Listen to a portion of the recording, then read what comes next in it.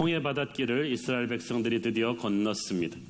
이스라엘 사람들이 이제 자신들의 옛 주인인 애굽과 영원히 결별하는 마지막 길이 되었습니다. 이제는 애굽 사람을 다시는 보지 못하고 애굽으로 돌아갈 수도 없게 되었습니다.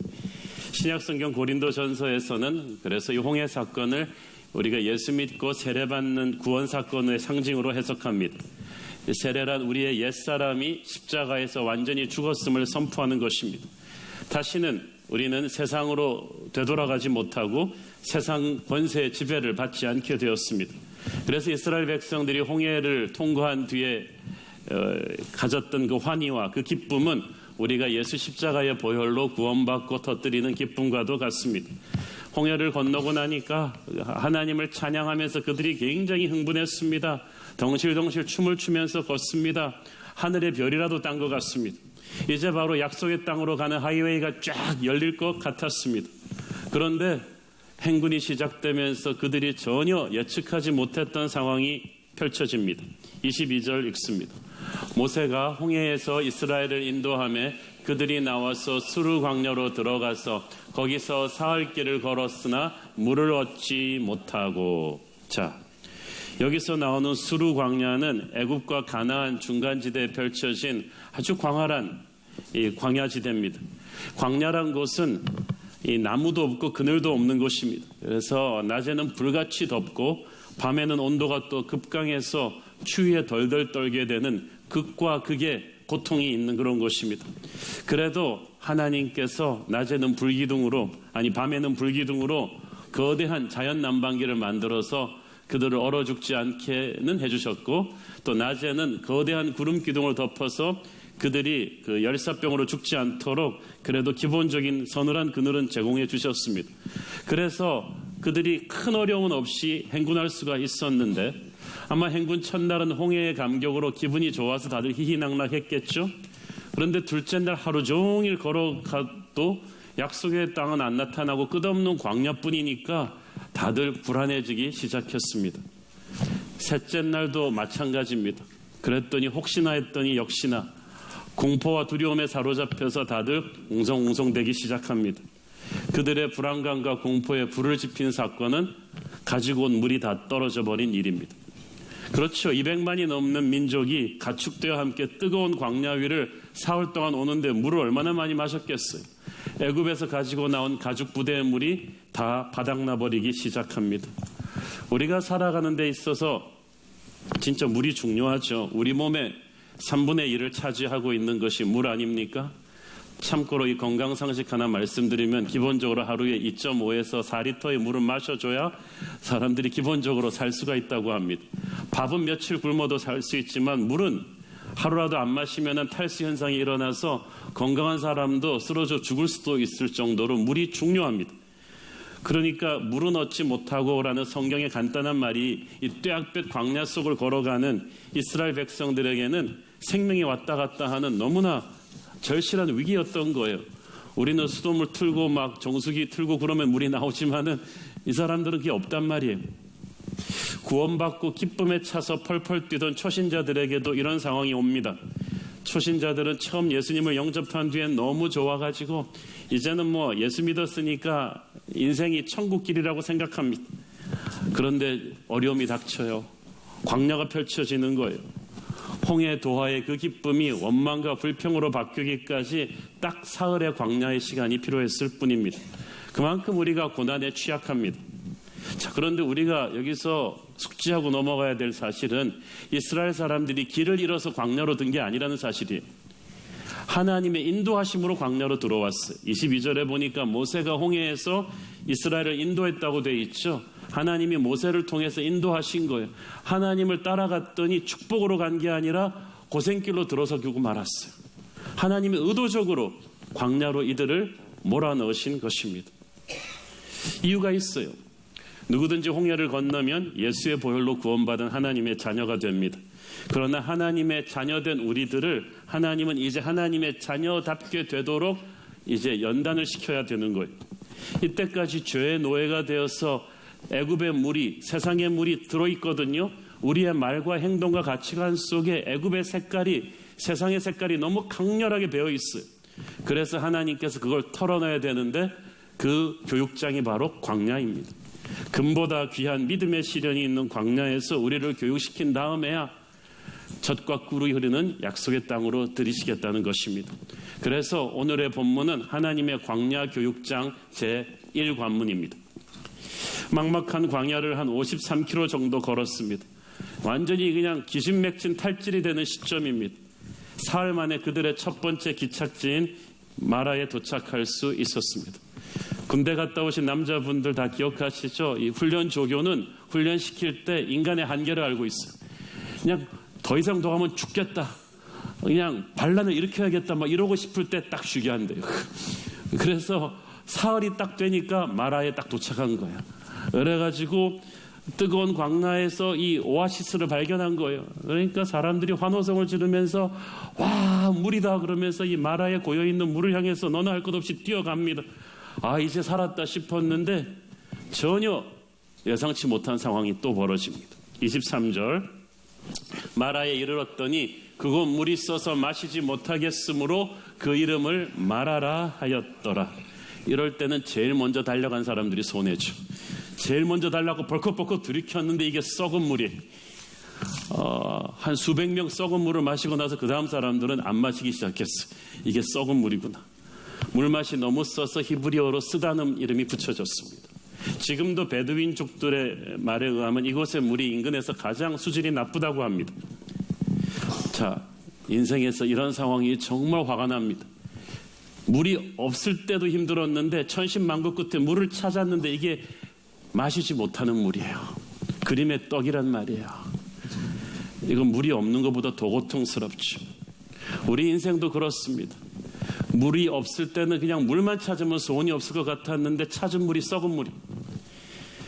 그냥 노총각 노처녀 때는 결혼만 하면 인생이 그냥 행복할 것 같았는데 정말 나쁜 인간이랑 결혼했단 말이죠. 이건 하루하루 사는 게 지옥 같아요. 백수 때는 그냥 취업문만 뚫으면 저 회사만 들어가면 꿈이 열릴 줄 알았는데 이 회사의 무서운 조직 문화가 나를 고통스럽게 합니다. 미국에 이민만 가면 자식들 잘 되고 화려하게 잘 살 줄 알았는데 이민 가서 자녀들이 미국의 나쁜 쪽으로만 물을 들어가지고 타락하는 케이스들을 많이 봤습니다. 한국에서 싸들고 간 돈으로 미국에서 어렵게 가게를 열었는데 그냥 불경기가 와서 그냥 확 망해버리는 분들도 봤습니다. 꿈을 안고 갔는데 친척들의 환송을 받으면서 아메리칸 주염을 꿈꾸면서 갔는데 그게 썩은 물이에요. 아무것도 모르는 사람들은 물을 찾아서 마시는 것만 보고 너 좋겠다고 합니다. 좋은 대학 애가 들어가서 좋겠다. 미국 이민 가서 좋겠다. 취직해서 좋겠다. 결혼해서 좋겠다 그러는데 모르시는 말씀. 네가 지금 썩은 물을 먹고 있는 내 심정을 아느냐. 물이 써서 못 먹고 있어. 우리는 큰 회사 사장님들 부러워하죠. 물을 찾았구나 저분들은. 그런데 제가 몇 년 전에 국내 최고 경영자 CEO 300명을 대상으로 삼성경제연구소에서 한 연구조사 결과를 읽어본 적이 있습니다. 그 조사에 의하면 사람들이 부러워하는 그 잘나가는 300명 CEO들의 94%가 남몰래 혼자 눈물 흘리며 사무실에서 밤을 지새워본 경험이 많다고 대답했습니다. 94%면 대부분 그렇다는 거예요. 왜 그렇게 혼자 울었던가? 회사를 살리기 위해서 함께 일해온 피부치 같은 직원들을 해고해야만 했을 때, 사업을 하느라고 가족들과 틈이 생겼을 때, 자녀들이 아버지 보고 아버지가 우리를 위해 해준 게 뭐가 있냐는 서러운 소리를 할 때, 회사의 미래를 바꿀 기회가 있는데 유동자금이 부족해서 어쩔 수 없이 접어야 할 때, 그럴 때 그들은 혼자서 눈물의 고독의 시간을 씹어야 했다는 거예요.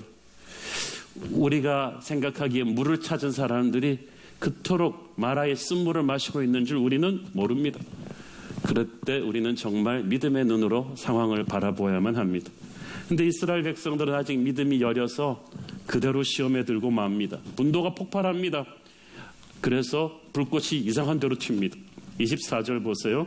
백성이 모세에게 원망하여 이르되 우리가 무엇을 마실까 하며, 여기서 원망했다는 말은 grumbled against, 적대적인 태도로 불만을 토로했다는 얘기입니다. 우리가 무엇을 마실까? 다시 말하면 이것도 물이냐?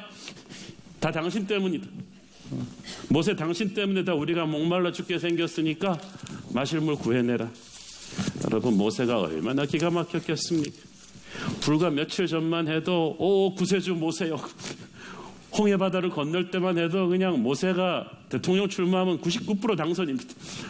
여러와 같은 군중들의 인기를 얻었던 모세가 3일 만에 물 떨어지니까 다짜고처럼 멱살 잡고 대듭니다. 당신 때문에 이렇게 됐다. 여러분, 그러니까 인기를 믿지 마세요. 민심이 얼마나 변덕스러운 것입니까? 어제의 영웅이 하루아침에 역적으로 추락해버렸어. 모세는 굉장히 억울했을 것입니다. 여러분, 영적 지도자가 된다는 건 억울한 거예요. 부모가 된다는 건 가정의 지도자가 된다는 건데 얼마나 자식들이 억울하게 부모 탓을 많이 합니까? 사장이 된다는 것은 기업의 책임자가 되는 건데 얼마나 직원들이 마음은 몰라주고 막 욕을 많이 합니까? 담임 목사가 된다는 것은 그런데 예수님께서 그래서 사람들이 그를 추앙할 때도 사람들을 믿지 않으셨어요. 모세가 애지간한 인간 같으면 야, 이 은혜를 모르는 것들아, 네가 무리 쓴 게 내 잘못이냐? 며칠 전까지만 해도 누가 너희들을 홍해에서 인도해냈는데 너희들이 나한테 이럴 수 있어? 라고 그냥 억울하고 분한 마음에 맞받아칠 수도 있었을 것이지만 모세는 역시 하나님의 사람이었어요. 25절 읽습니다. 모세가 여호와께 부르짖었더니 여호와께서 그에게 한 나무를 가르치시니 그가 물에 던지니 물이 달게 되었더라. 거기서 여호와께서 그들을 위하여 법도와 율례를 정하시고 그들을 시험하실세. 마음을 추스린 모세가 무엇을 합니까? 백성이 모세에게 원망할 때 모세는 하나님을 향해서 기도합니다. 여러분, 사람들이 여러분을 알아주지 않을 때, 여러분을 원망하고 불평할 때 변명하거나 설명하거나 화내기 전에 하나님 앞에 부르짖어야 합니다. 그러면 하나님께서 개입하십니다. 억울한 원망을 들을 때 하나님의 임재 앞으로 가서 엎드려 기도하면 하나님이 즉각적으로 개입하십니다. 모세의 기도에 대한 하나님의 응답은 옆에 있던 나무였어. 하나님은 모세로 하여금 그 나무를 물로 던지게 하셨습니다. 사람들이 그 모세의 영적인 권위를 보았어요. 아무 말 없이 하나님 앞에 깊이 기도하고 나서 일어나는 모세가 하나님의 음성을 듣고 나뭇가지를 꺾어 던지는 그 장면이 거룩한 침묵의 순간이었을 거예요. 나뭇가지가 물에 탕 떨어지면서 그 물이 쫙 하고 가라앉는 그 순간에 사람들이 침묵했어요. 어느 정도의 침묵의 순간이 흐른 다음에 누군가가 홀린 듯이 먼저 뛰어들어서 다시 물을 맛보았습니다. 그리고 그가 외쳤습니다. 에비앙이다. 이거 엄청나게 좋은 물이다. 벌컥벌컥 들이키기 시작하니까 그냥 한 명, 두 명씩 점프해 들어오더니 모든 백성들이 해갈되기 시작했어요. 그 수많은 사람들이 갈증을 해갈시킨 것으로 봐서 엄청난 양의 물이 거기에서 솟아난 것이 분명합니다. 이들이 처음에 마실 수 없었던 마라의 쓴물은 바로 이 세상이 우리에게 주는 것들입니다. 멀리서 보니까 그럴듯한 물 같아서 달려와 마셨지만 마시고 보니 너무 써서 마실 수가 없어요. 내게 독이 되는 거예요. 세상은 우리에게 돈을 마시라고 합니다. 명예를 마시라고 합니다. 권력을 마시라고 합니다. 학벌을 마시라고 합니다. 인기를 마시라고 합니다. 그것을 마시면 행복할 것이다. 그래서 미친 듯이 달려가서 벌컥벌컥 마셨는데 마시고 나서 오히려 공허해졌어요. 불행해졌어요. 독이 되었어요. 서로 비교하게 되었어요. 그런데 하나님의 나무가 던져지니까 그 쓴물이 달게 되어서 우리를 살려요. 이 나무가 바로 예수님의 십자가입니다. 이 나무가 바로 십자가의 은혜입니다. 복음입니다. 이 복음의 능력이 십자가가 항상 우리 옆에 있었는데 우리가 그걸 못 느낀 거예요. 인생이 너무 바쁘니까 너무 힘드니까 그걸 몰랐는데 십자가의 은혜가 나를 살리는 능력으로 내게 던져진 것입니다. 저는 이 나무가 또한 예수 십자가 복음을 전하는 살아있는 교회가 아닐까 합니다. 인간적인 방법으로 세상의 목마름을 해결하려 하다가 계속 쓰러지는 우리들에게 십자가의 복음을 선포해 주는 교회, 우리 옆에 있었던 십자가의 은혜를 다시 발견하게 해주는 그런 교회, 그런 예배, 하나님께서는 그런 교회를 통해서 우리로 하여금 살아나게 하십니다. 십자가를 통해 살아나게 하시고 우리의 쓰디쓴 인생을 은혜로 바꾸어 주십니다. 저는 새로운 교회가 우리 모두에게 그런 교회인 줄로 믿습니다. 이 나무는 또한 우리 인생에 보내주신 하나님의 사람들입니다. 그들을 통해서 우리에게 십자가의 은혜가 흘러들게 해준 하나님의 사람입니다. 그 하나님의 사람들은 좋은 목회자일 수도 있고 CES 멘토일 수도 있고 여러분의 순장일 수도 있습니다. 그들이 여러분의 인생이 힘들고 어려울 때 인간적인 방법이 아닌 하나님을 바라보게 해주었습니다. 십자가를 붙잡게 인도해 주었습니다. 그들의 기도로 나는 십자가의 은혜를 맛보고 쓴물이 단물되는 경험을 할 수가 있었어요. 너무나 놀랍지 않습니까? 200만 백성들의 이 물 문제를 해결하는 축복의 도구가 바로 이 한 그루 작은 나무였습니다. 수많은 사람들의 복잡한 문제를 해결하는 유일한 해답은 바로 예수 그리스도의 십자가입니다. 그 보혈의 능력입니다. 결정적인 타이밍에 하나님께서 그 나무를 이용하셔서 그 사람들을 살리셨어요. 이 나무는 수백 년 전부터 거기에 있었는지도 모릅니다. 그러나 하나님이 그것을 알려주시기 전에는 백성들은 그 나무를 통해 그들이 살아날 수 있다는 것을 몰랐어요. 이 나무를 어떻게 발견했어요? 모세가 기도해서 하나님이 보여주신 거예요. 너는 내게 부르짖으라 내가 네게 응답하겠고 네가 알지 못하는 크고 비밀한 일을 내게 보여줄 것이다. 목마를 때 사람들끼리 싸우지 말고 하나님께 부르짖어 기도하십시오. 하나님께서 십자가를 보여주실 것입니다. 하나님의 돌파구를 보여주실 것입니다. 능력을 보여주실 것입니다. 하나님이 교회를 보여주시고 십자가를 보여주시고 은혜의 브레이크드루를 보여주십니다. 하나님의 신의 한 수가 그때 보여지는 거예요. 그 은혜를 붙잡을 때 마라의 쓴물은 단물이 될 것입니다. 자, 더 흥미로운 것은 25절의 하반부 내용입니다. 물이 달게 되었다는 말이 있고 나서 바로 뭐라고 쓰여 있어요? 여호와께서 그들을 위하여 법도와 율례를 정하시고 그들을 시험하실세. 그들을 시험하셨다. 아까도 우리가 언급했듯이 하나님께서 의도적으로 홍해를 건넌 이스라엘 백성들을 광야로 들였다고 했죠. 그렇다면 그들이 거기서 식수가 떨어져서 목말라 괴롭게 될 것도, 마라의 오아시스를 발견했는데 그 물이 쓴물이 되어서 그들을 괴롭게 할 것도, 그 쓴물을 하나님이 기도응답으로 단물로 바꾸는 그 모든 것도 하나님의 시나리오 속에 들어 있었겠죠. 그 모든 일 뒤에 이들을 시험하고자 하는 하나님의 의도가 있었다고 했습니다. 일주일 전까지만 해도 이스라엘 백성들은 애굽의 노예들이었어요. 그러니까 민간인으로서 완전히 그 가치관에 빠져 있는 것. 그들은 430년 동안 애굽 문명에 철저하게 젖어 있었어요. 애굽 문명이 어떤 문명입니까? 고대 인류의 역사는 농경 문화와 유목민 문화 두 가지로 나누어집니다. 애굽 문명은 이 농경 문화의 아주 전형적인 타입입니다. 농경 문화는 농사를 지어야 되기 때문에 땅이 중요합니다. 땅을 일군 다음에 사람들이 모여서 또 장사를 합니다. 정착 문화이기 때문에 소유에 집착합니다. 그런데 유목민 문화는 아니에요. 계속해서 이동해야 되기 때문에 소유를 간단하게 해야 돼요. 심플하게 해야 돼요. 농경 문화는 폐쇄적이에요. 농사를 짓고 도시를 만든 다음에는 국경선 긋고 성을 쌓은 다음에 외부인들이 못 들어오게 합니다. 외부인들은 우리의 소유를 약탈할 수 있는 침략자들로 규정합니다. 그러나 유목민은 아니에요. 천막을 치고 살면서 계속 이동하기 때문에 외부인들이 와서 조인해주면 줄수록 더 좋아요. 외부인들이 정보를 주고 물자를 물어다 주고 이렇게 서로 교류하다 보면은 더 자기들이 유리하기 때문에 항상 유목민은 개방적이에요. 손님 접대를 잘해요. 농경 문화는 인간의 힘으로 자연을 극복합니다.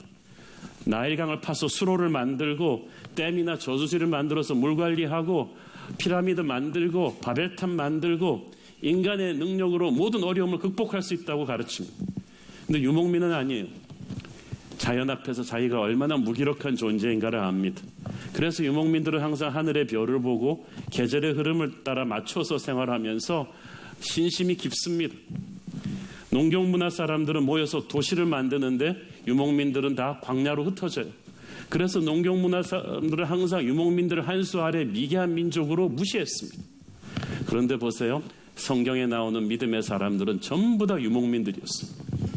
하나님은 농경문화, 좋은 도시문화, 우르의 도시문화에 사는 아브라함을 끌어내서 유목민으로 만들어서 믿음의 조상으로 시작합니다. 아브라함이 그랬고 이삭도 야곱도 다 유목민이었는데 그때 하나님의 음성을 듣고 예배를 배우고 부르심을 받았는데 요셉 때 그만 야곱 일족이 다 애굽으로 들어가서 400년 동안 애굽 살면서 유목민 마인드가 없어지고 애굽의 농경문화 마인드가 들어온 거예요. 그 인본주의 마인드가 딱 들어간 거예요. 그래서 하나님께서 그들을 애굽에서 탈출시키실 때 홍해에서 애굽 군대는 전멸시켰지만 그들 안에 있는 애굽은 아직 죽이지 못했어요. 그래서 광야에서 그 작업을 하시는 것입니다.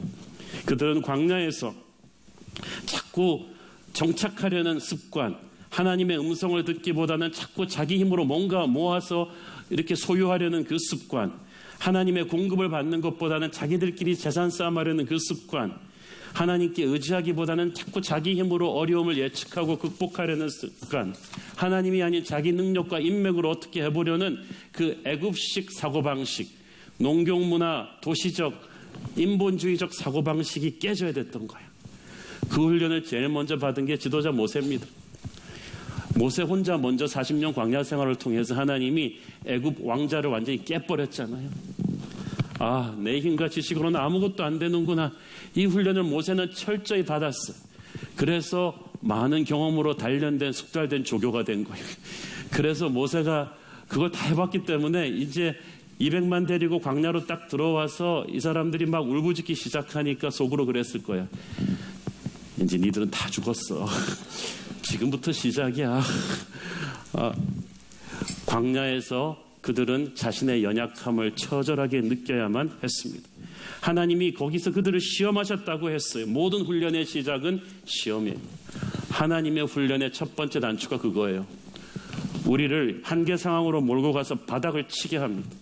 인간 본성이 다 나옵니다. 3일 만에 그냥 그 자신만만하던 이스라엘 사람들이 불평불만의 민족으로 바뀌어버려요. 물이 얼마나 중요한 기본적 생존 요소예요. 우리가 기본적인 필요가 흔들릴 때 사람들이 본성이 나와요. 바로 그리고 그때가 하나님의 훈련의 시작입니다. 오늘 교회에서 여러분 이렇게 다 점잖게 넥타이 메고 앉아 계실 때는 다 좋은 신앙인 같죠. 여러분 지금 다 포미 목사님 같았어요. 그런데 진짜 신앙은 아멘 다음에 중요한 거예요. 평온할 때 드러나는 게 아니라 아까 우리 찬양했죠. 평안히 길을 갈 땐 보이지 않아요. 지치고 낭망하여 쓰러질 때 그때 하나님이 보입니다. 그때 누가 진짜 믿는 자인지를 알 수가 있어요. 하나님은 광야의 목마름 속에서 하나님만을 붙잡는 훈련을 시키십니다. 전에 애굽에 있을 때 이스라엘 사람들은 물 걱정해 본 적이 없어요. 가만히 있으면 나일강의 풍성한 물을 수로를 통해서 다 공급해 줬어요. 정말 그들이 당연시 여겨왔던 것들이었어요. 그런데 평생 처음으로 물 걱정을 해보는 거예요. 광야에서 하나님이 잠시라도 물 주시지 않으면 금방 죽거든요. 여러분 인생에서 당연시 여겨오던 것들이 떨어져 버릴 때 그때부터 철들기 시작합니다. 물이 떨어집니다. 여러분 인생에서 돈이 떨어질 때, 인맥이 끊어질 때 그때부터 충격이 옵니다. 흔들리기 시작합니다. 그런데 그것이 하나님께로 가까이 가는 은혜의 징검다리예요. 뭔가 떨어질 때, 부족해질 때 그때부터 우리의 믿음이 달라지고 기도가 달라지죠. 그때부터 하나님이 정말 살아있는 하나님으로 내게 체험되기 시작합니다. 한 가지 흥미로운 사실은 하나님께서 그들을 시험하시면서 그들을 위하여 법도와 율례를 만들어 주셨다는 사실입니다. 법도와 율례는 한마디로 말해서 하나님의 법이죠. 하나님이 그들이 애굽에 있을 때는 하나님의 법을 언급하지 않으시다가 출애굽하고 나서야, 광야로 들어오고 나서야 하나님의 법을 주셨어요. 그들은 애굽의 속박에서 벗어나면 자기들 마음대로 살 수 있을 줄 알았는데 하나님이 갑자기 그게 아니다. 너희들 이제 하나님의 법대로 살아야 된다는 거예요. 그런데 이 법이 그들을 속박하기 위한 것이라고 생각해서는 안 되었어요. 비행기가 자유롭게 하늘을 날지만 그것은 조종사들이 조종법대로 비행기를 몰기 때문입니다. 모든 조종사들이 철없는 어린애들처럼 꺄 그러면서 그냥 장난감 자동차 몰듯이 몰면 어떻게 되겠어요? 모든 비행기가 다 추락할 것입니다. 하나님의 법도 그래요. 광야 같은 세상에서 하나님의 백성들이 살아남기 위해서 반드시 숙지해야 되는 조종법이에요. 생존법이에요. 그것을 가슴에 새겨야 살아요. 하나님의 법은 나침판 같은 거예요. 여러분 인생이 등산하는 거라고 생각하지만 실은 사막 같은 광야를 건너는 것입니다. 산을 오를 때는 정상이 보여요. 그렇지만 광야는 앞이 보이질 않아요. 광야에서는 지도가 필요 없어요. 왜냐하면 지도에 나와 있는 산, 언덕, 골짜기가 그 다음 날은 다 바뀌는 것이 광야입니다. 사막이 그렇잖아요. 어제까지 쌓여있던 산이 모래폭풍 한 번 불면 그 다음엔 골짜기가 돼 있어요. 이게 뭐지? 지도에 나오지 않은, 학교에서 배우지 않은, 교과서가 가르쳐주지 않은 상황이 터지는 것이 바로 인생이고 광야 아니겠습니까? 광야에서 제일 위험한 건 감으로 방향 잡고 가는 거예요. 저희가 북쪽 같아. 그게 아니라는 거야. 광야에선 지도보다 나침판이 필요해요.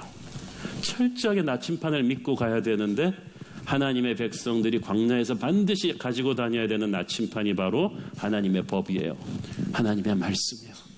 이제부터는 이거 붙잡고 가야 돼. 하나님은 법을 주시면서 동시에 순종을 명령하셨습니다. 26절 봅니다. 이르시되 너희가 너희 하나님 나 여호와의 말을 들어 순종하고 내가 보기에 의를 행하여 내 계명에 귀를 기울이며 내 모든 규례를 지키면 내가 애굽 사람에게 내린 모든 질병 중 하나도 너희에게 내리지 아니하리니 나는 너희를 치료하는 여호와임이라. 여기서 내 말을 들어 순종하고 해서 말은 비석에 새겨져 있는 죽은 말이 아니고 지금 앞으로 계속해서 주어지고 있는 살아있는 자의 말이에요. 하나님께서 이스라엘 백성들에게 광야를 여행할 나침판과 같은 하나님의 법만 주신 것이 아니라 불안해서 안 되겠다. 내가 너와 동행할 것이다. 내가 너와 동행하면서 계속 너에게 얘기해 줄게. 그러니까 너는 나의 말을 계속 들어서 순종해야 돼. 그래야 사는 거야. 하나님은 자기 자신을 주신 거예요. 인격적인 관계를 원하시는 것입니다. 이 말을 지금 해주는 이유가 있어요. 방금 이스라엘 사람들은 마라의 쓴물 앞에서 망연자실해서 있는데 모세가 하나님 말씀에 순종함으로써 나뭇가지를 던짐으로써 쓴물이 단물되는 기적을 목격했어요. 하나님께서 봐라, 이것이 샘플이다. 앞으로도 너희들이 만나는 어떤 쓴물도 너희들이 내 말을 들으면 단물이 될 것이다. 살아날 것이다. 그러니까 어떤 예기치 못한 상황을 만나도 불평하지 마라, 패닉하지 마라. 너의 옆에 내가 있다. 내게 기도해라. 나의 음성을 들어라. 순종하라. 그러면 마라의 기적을 체험할 것이다. 하나님께서 마라의 쓴물을 달게 하신 것은 물을 치료하신 거예요. 하나님은 자신이 치료하는 하나님이라고 하십니다. 너희를 치료하는 여호와 라파다. 우리의 광야길은 계속될 것이고 우리의 목마름은 계속될 것이고 우리의 앞에 물이라고 나타나는 것이 실은 쓴물일 경우가 대부분일 것입니다. 그럴 때마다 하나님은 그 쓴물을 달게 하는 능력의 하나님이십니다. 그는 우리의 병든 몸을 치료하시는 분이시며 병든 관계를 치료하는 분이시며 병든 생각과 병든 마음까지도 치료하는 분이신 줄을 믿습니다. 단물이 생각했던 것이 쓴물이 되는 이 고통의 마라의 경험 속에서 산다는 것은 끊임없는 문제의 연속이지만 하나님께서 순간순간 그 쓴물을 단물되게 하는 기적을 우리에게 주실 것입니다. 문제는 계속 우리를 덮치지만 그 어떤 문제도 넘어설 수 있는 은혜가 우리에게 주어질 거라는 거예요. 조건은 딱 하나. 너 자신을 의지하지 마라. 애굽 방식으로 회의하지 마라. 자연을 정복하려고 하지 말고 나를 의지해라. 내게 기도해라. 그러면 내가 살 길을 열어줄 것이다. 말씀을 순종해야 진짜 하나님의 백성이고 진짜 하나님의 백성만이 하나님의 치료의 기적을 체험할 것입니다. 가장 확실한 집중력은요, 고난입니다. 헝그리하지 않은 사람에게 헝그리 정신을 가르쳐 줄 수가 없어요. 실패해보지 않은 사람에게 실패를 극복하는 법을 가르쳐 줄 수가 없어요. 그래서 진짜 공부에 집중하는 학생들은요, 현실에서 절망의 벽에 부딪혀 본 사람들이 오래전에 한두 번 이상 이 사업에 실패한 이 중소기업 또는 작은 식당 사장님들을 모아서 새 출발을 하는 그 CEO 갱생 프로그램의 TV 다큐멘터리 본 적이 있습니다. 한두 번은 그냥 오지게 망해본 적이 있는 분들이에요. 그 스케줄이 터프하더라고요. 아침 일찍 깨워가지고 등산 시작해서 하루 종일 전문가들의 강의를 듣고 워크숍을 하는 강도 높은 일정이에요.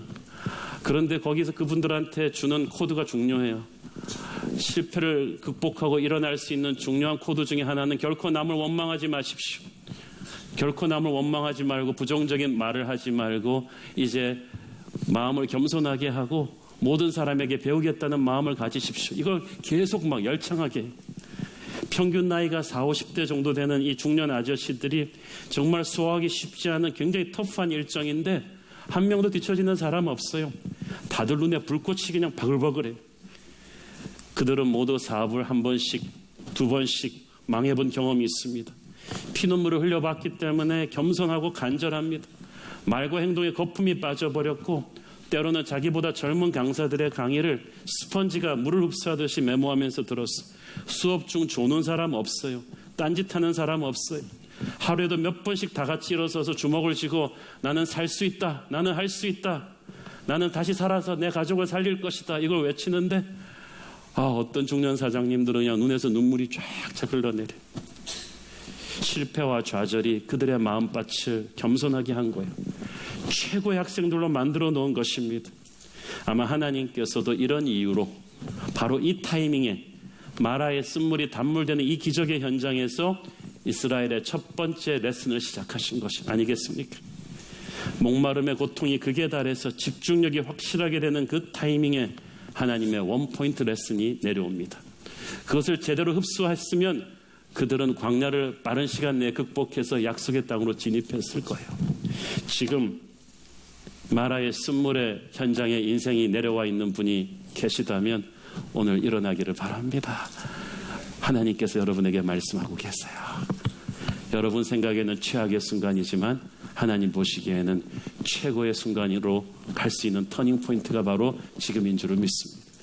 지금처럼 여러분이 겸손하고 지금처럼 여러분의 마음이 겸손하고 열려있는 때가 없거든요. 이때 하나님의 은혜로 살아나십시오. 기도로 살아나십시오. 십자가 보혈로 살아나십시오. 오늘의 메시지는 여러분을 위한 것입니다. 왜냐하면 마라 뒤에는 엘림의 축복이 옵니다. 27절 읽습니다. 그들이 엘림에 이르니 거기에 물샘 10돌과 종려나무 70그루가 있는지라 거기서 그들이 그 물 곁에 장막을 치니라. 마라를 떠나서 남쪽으로 한 10km, 이건 반나절 거리도 안 되는데 딱 와보니까 엘림이 있어요. 엘림은 마라와는 차원이 다른 거대한 오아시스입니다. 이름 뜻부터 벌써 큰 나무, 능력 있는 자, 그런 뜻이에요. 12개의 샘과 70그루의 큰 종려나무가 있는 거대한 오아시스로 이때는 골짜기로 그냥 시냇물이 넘쳐 흐르는 곳이고 숲이 무성하고 비옥한 토지에 여러 종류의 과일이 있는 그런 곳입니다. 크고 맑고 시원한 물샘이 곳곳에 있어서 200만 이스라엘 백성이 충분히 들어가서 안식할 수 있는 곳이었어요. 물샘 12개는 이스라엘 12지파가 하나씩 잡으면 되겠죠. 종려나무 70그루는 이스라엘 70장로의 부족들이 하나씩 헤드스테이션으로 모이면 되겠죠. 그러니까 엘림은 이스라엘 전체를 위해서 하나님이 예비하신 기가 막힌 맞춤형 안식처, 그들만을 위한 초대형 고속도로 휴게소였던 거예요. 이런 풍성한 엘림이 마라에서 불과 10km만 가면 있었다. 그런데 우리에게는 엘림이 보이지 않아요. 마라의 쓴물만 보여. 불신앙은 근시안적입니다. 당장의 고통만 보여요. 그래서 그냥 입에서 나오는 게 원망과 불평밖에 없습니다. 이 마라의 시험을 통과하고 나면 얼마 가지 않아 엘림이 기다리고 있는데 그걸 못 참고 지도자 멱살 잡고 여기서 너 죽고 나 죽자, 네가 너 때문에 나 죽게 생겼다 라는 경솔한 말로 자기의 앞길을 닫아버리는 거야. 시험을 믿음으로 직면하면 시험을 통과하는 과정에서 여러분은 십자가의 은혜를 체험할 거예요. 그 십자가의 능력으로 쓴물이 달게 되는 체험을 할 축복이 있고 그 뒤에 조금만 더 가면 엘림의 풍성한 안식이 기다리고 있습니다. 그러니까 여러분 믿음을 가지고 이 불같은 고난의 시간을 잘 인내하기를 축원합니다. 시험 가운데서 십자가의 주님을 더 간절히 붙잡으시고 더 사랑으로 서로 격려하면서 기도로 조금만 더 버티어 보십시오. 반드시 마라의 쓴물이 단물되는 기적을 체험할 것이고 반드시 조금만 더 가면 엘림의 안식이 기다릴 줄로 믿습니다.